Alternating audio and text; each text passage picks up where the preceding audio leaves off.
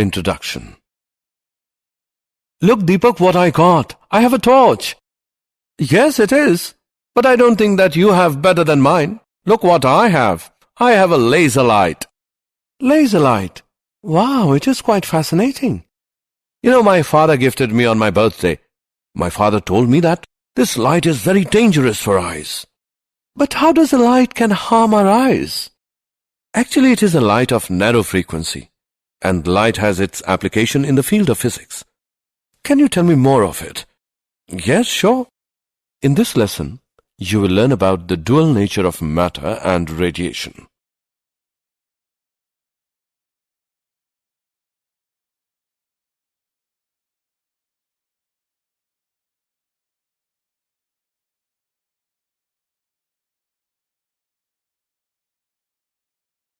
Objectives. At the end of this lesson, you will be able to explain the electron emission, explain the photoelectric effect, discuss wave theory of light, state Einstein's photoelectric equation, find energy of photon, explain the particle nature of light, explain wave nature of matter, state Heisenberg principle, explain Davison and Germer experiment.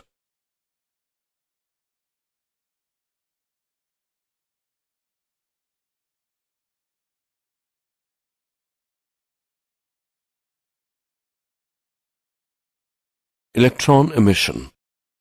In some solids called metals, the electrons, particularly outer ones, are so loosely bound to their parent atom that they can easily move from one atom to the other and move about in the solid.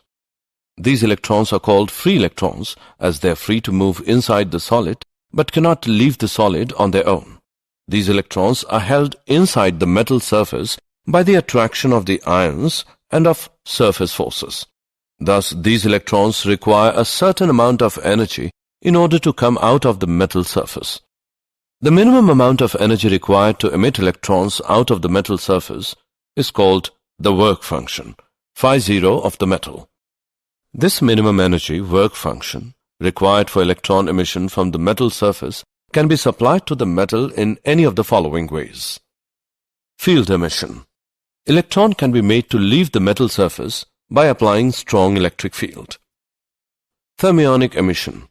By heating the metal, sufficient thermal energy is received by the free electrons to overcome the attractive pull of metal surface. Photoelectric emission. Free electrons from the metal can also be released by supplying energy to them in form of light.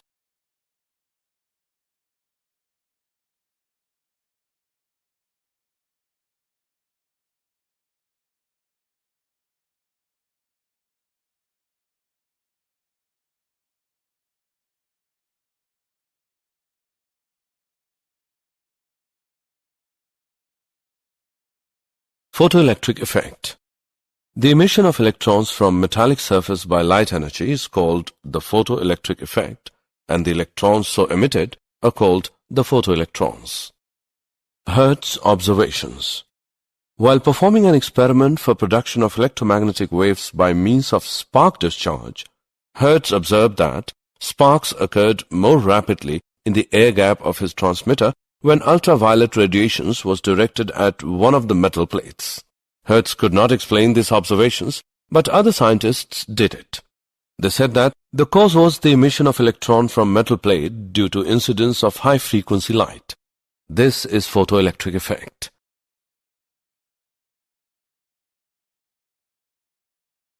Hallwalks and Lenard's observations. Philip Lenard observed that when ultraviolet radiation was made incident on the emitter plate of an evacuated glass tube enclosing two metal plates called electrodes, current flows in the circuit. These observations indicate that when ultraviolet radiation fall on the emitter plate, the electrons are ejected from it, which are attracted to its anode plate. The electrons flow through the evacuated glass tube, completes the circuit, and current begins to flow in the circuit. Then Lenard and Hallwalks studied further by taking a zinc plate and an electroscope. The zinc plate was connected to an electroscope. They observed that when an uncharged zinc plate was irradiated by ultraviolet light, the zinc plate acquired positive charge. When a positively charged zinc plate is illuminated by ultraviolet light, the positive charge of the plate was increased. When a negatively charged zinc plate was irradiated by ultraviolet light, the zinc plate lost its charge. All these observations show that when ultraviolet light falls on zinc plate, the negatively charged particles, that is, electrons, are emitted.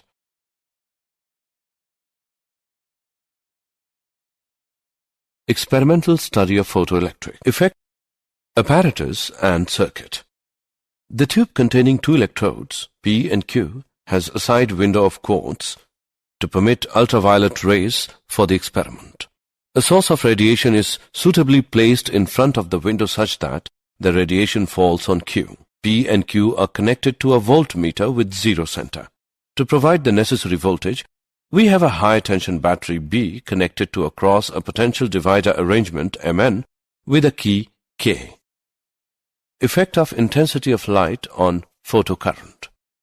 The photoelectrons emitted per second is directly proportional to the intensity of incident radiation.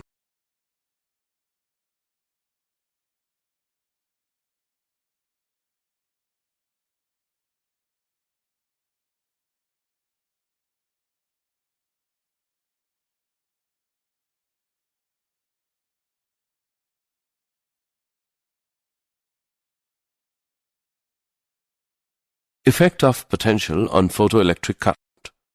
Curve A is for low intensity of the incident radiation and curve B is for high intensity of the incident radiation. The photoelectric current increases with the increasing potential. For a certain potential, the current becomes maximum. After that, increase of potential does not increase the current, and that is called the saturation current. Let the potential of P be now made zero. At this stage, a small current is observed due to the few electrons which, just because of sufficiently large velocity of emission, are able to reach P, even though P does not have any positive accelerating voltage. Now let P be made negative by sliding the running contact L towards N.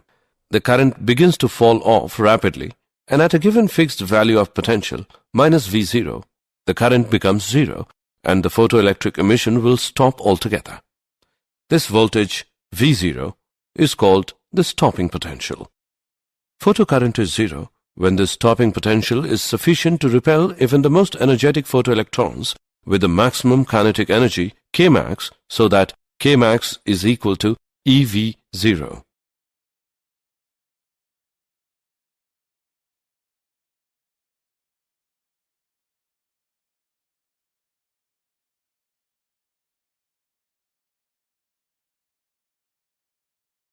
Effect of frequency of incident radiation on stopping potential. Photoelectric current remains unaffected by change of frequency, but stopping potential increases with increase of frequency of incident light. If we plot a graph for stopping potential V0 against frequency V of incident light, it is in the form of a straight line. If frequency is continuously decreased, the stopping potential becomes zero at a certain frequency. This frequency is called the threshold frequency. Thus, threshold frequency is the minimum frequency of incident light at which the stopping potential or maximum kinetic energy of emitted electrons becomes zero. If the frequency of incident light becomes less than the threshold frequency, the photoelectric effect does not occur. Photoelectric effect and wave theory of light. According to wave theory, the kinetic energy of photoelectrons must depend on the intensity of incident light. But according to experimental observations, the kinetic energy of photoelectrons does not depend on the intensity of incident light. According to wave theory, the light of any frequency can emit electrons from metallic surface provided sufficient intensity of light. But according to the experimental observations, the light of frequency less than threshold frequency cannot emit electrons, whatever the intensity of incident light may be. According to wave theory, the energy transferred by light waves will not go to a particular electron, but it will be distributed uniformly, so emission of electrons will take some time. But experimental observations show that The emission of electrons take place instantaneously after the light is incident on the metal, whatever the intensity of light may be.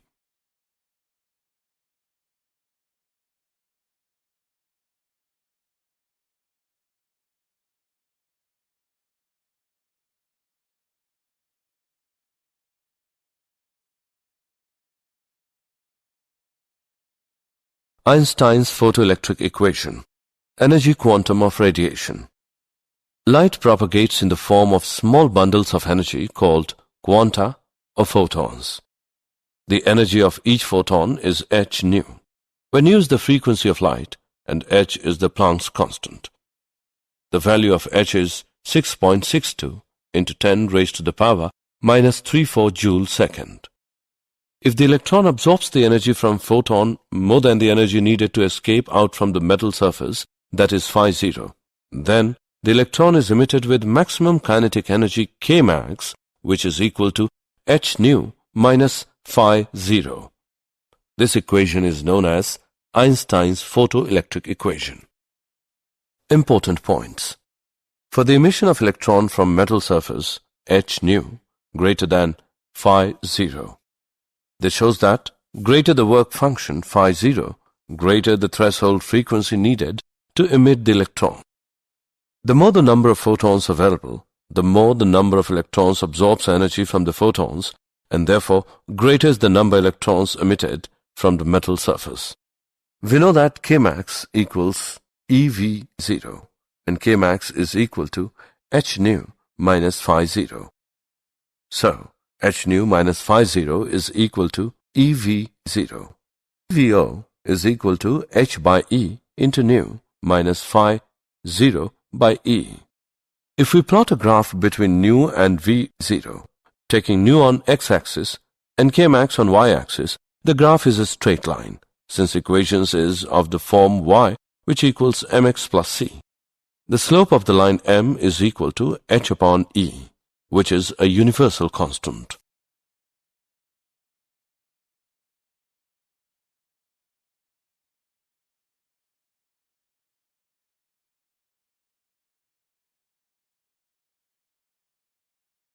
Example. If light of wavelength 4000 to 950 angstrom is viewed as a continuous flow of photons, what is the energy of each photon in eV? Given Planck's constant h as 6.6 into 10 raised to the power minus 34 joule second. Solution. The energy of photon can be found by E as h nu, E equals hc by lambda, name it as equation 1. C is the speed of light, which is 3 into 10 raised to the power 8 meter per second. From equation 1, E equals 6.6 into 10 raised to the power minus 34 into 3 into 10 raised to the power 8 by 4950 into 10 raised to the power minus 10 joule. After solving, we get E as 4 into 10 raised to the power minus 19 joule. It can be expressed in eV, E as 4 into 10 raised to the power minus 19 by 1.6 into 10 raised to the power minus 19 eV. E is equal to 2.5 eV. Particle nature of light, the photon. The photoelectric effect supports the Einstein's quantum theory of light, which states that the light in interaction with matter behaves like bundles of energy, each bundle being called a photon. The photon picture of light can be summarized as, when radiation interacts with matter, it behaves as if it is made up of particles called the photons. The energy of each photon of frequency nu and wavelength lambda is E as h nu, which is equal to hc by lambda. The momentum of a photon p is equal to h nu by c, which equals h by lambda, where c is the speed of light. All photons of a given frequency have the same energy E, which is equal to h nu. The photons are electrically neutral, so they are not deflected by electric and magnetic fields. In photon-electron interaction, the total energy and total momentum are conserved. However, the number of photons may not be conserved in a collision because the photons may be absorbed and new photons of different energies may be created, so that total energy may remain constant, that is h nu, which equals h nu 1 plus h nu 2. Wave nature of matter. In 1924, Louis de Broglie proposed that material particles in motion behave as waves, and the wavelength associated with the material particles is given by lambda is equal to h by p, which equals h by mv, where p is equal to mv is the linear momentum of the moving particle. This is called de Broglie hypothesis. The momentum of the photon is p is equal to h by lambda. This gives wavelength lambda as h by p. Therefore, de Broglie proposed de Broglie wavelength lambda is equal to h by p, which equals h by mv. If k is kinetic energy of material particles, then the relation between momentum p and kinetic energy k is k as 1 by 2 mv square, which is equal to 1 by 2 into m into p by m square, which equals p square by 2m, or p as square root of 2mk. Hence, de Broglie wavelength lambda is equal to h by square root of 2mk, name it as 1. If v volt is the accelerating potential of electron, then k is equal to ev from equation 1. Lambda is equal to h by square root 2mev. Substituting the values of m, e and h, we get lambda as 12.27 by square root of v angstrom.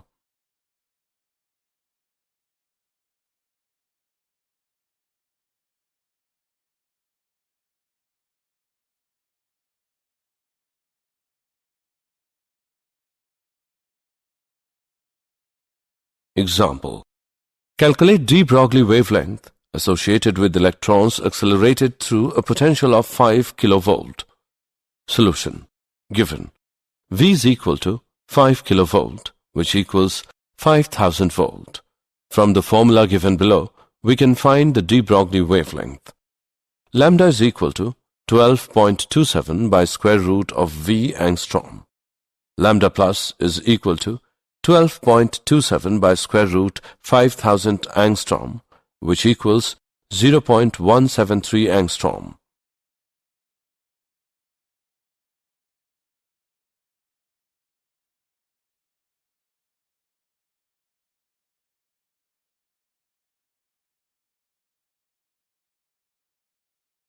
Wave packet.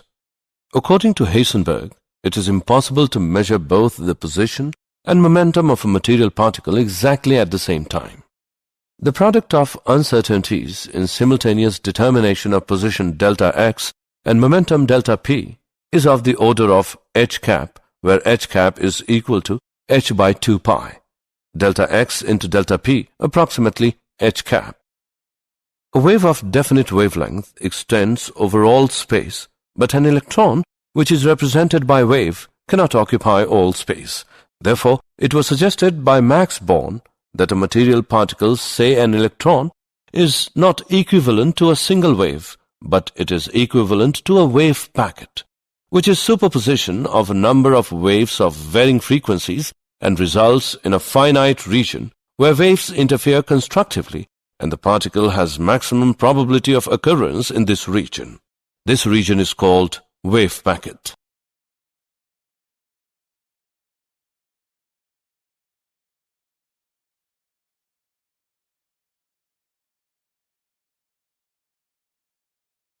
Davison and Germer experiment. The given figure shows the set of Davison and Germer experiment. The electrons are accelerated to the desired energy by applying potential from a high-tension HT battery to a cylinder A having fine holes along its axis so that a fine beam emerges along the axis of the cylinder. The beam is directed at a block of nickel crystal known as the target T that is capable of rotating about an axis parallel to the incident beam direction. The electrons are scattered in all possible directions by the atoms of the crystal. The intensity of the scattered electron beam in a particular direction is measured with a Faraday cylinder called the collector C. The collector can be moved along a graduated cylinder scale S and is connected to a sensitive galvanometer. The deflection of the galvanometer is proportional to the intensity of scattered electron beam entering the collector. The variation of the intensity I of the scattered beam with the scattering angle theta is measured for various electron energies. From de Broglie relation, the de Broglie wavelength associated with the 54 eV electrons can also be determined. For these electrons accelerated through a potential difference of 54V, lambda is equal to h by p, which equals 1.227 by square root of v. Nanometer is equal to 1.227 by square root of 54 nanometer equals 0.166 nanometer. The Davison-Germer experiment thus provides direct verification of de Broglie hypothesis of wave nature of material particles.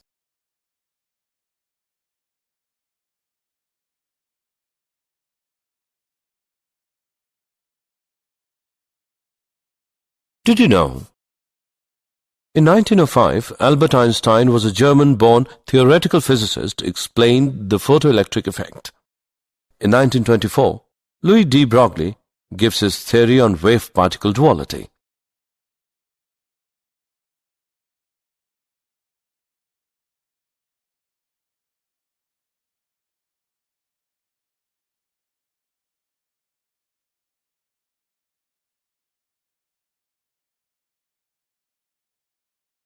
Summary.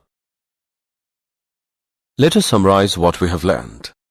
The minimum amount of energy required to emit electrons out of the metal surface is called the work function phi0 of the metal. The energy can be supplied in three ways: field emission, thermionic emission, photoelectric emission. The emission of electrons from metallic surface by light energy is called the photoelectric effect, and the electrons so emitted are called the photoelectrons. Photoelectric current depends upon intensity of incident light, applied potential, frequency of incident light.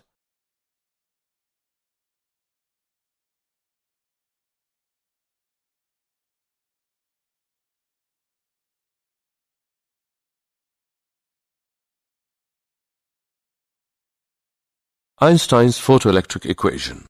Kmax is equal to h nu minus phi 0, where Kmax is the maximum kinetic energy. Nu is the frequency of light. Phi 0 is the work function of the metal surface. Einstein's quantum theory of light states that the light in interaction with matter behaves like bundles of energy, each bundle being called a photon. The energy of each photon of frequency nu and wavelength lambda is E equals h nu. De Broglie wavelength lambda is equal to h by square root of 2 mk, where k is kinetic energy of material particles. Heisenberg principle states that it is impossible to measure both the position and momentum of a material particle exactly at the same time. The Davison-Germer experiment provides direct verification of de Broglie hypothesis of the wave nature of material particles.